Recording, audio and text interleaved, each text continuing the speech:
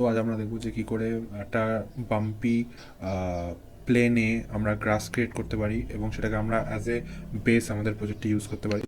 First add a plane scale it up.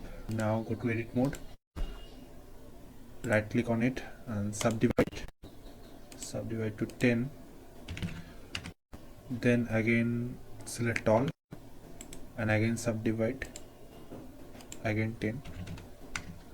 So modifier, go to modifier, search displace modifier,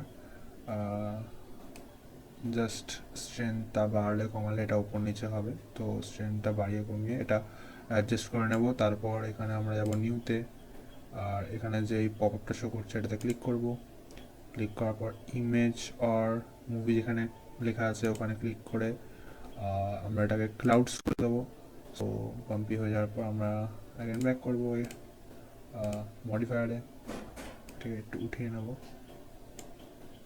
ওকে, আর টেক্সচারে যাব, cloudy সাইজটাকে আমরা একটু কমিয়ে দেবো, আমার এতটা বাম্প লাগবে না। সাপোজ এখান থেকে আপনি আপনার বাম্পটাকে কন্ট্রোল করতে পারবেন।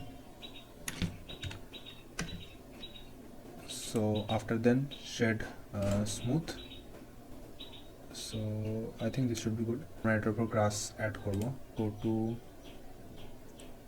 particles, add particles here and after then here এরপর এটা খুব বড় হয়ে গেছে গ্রাসের সাইজটা, তো আমরা এটাকে অ্যাডজাস্ট করে দিতে পারি 2 করে বা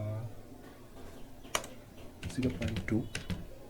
ওকে, এবার আমরা গ্রাসের টেক্সচারের জন্য রেফারেন্স ইমেজ অ্যাড করে নেব। Go shading, create new one, just শিফটে search for image texture, কালারের সাথে বেস কালারটা অ্যাড করে দেবো।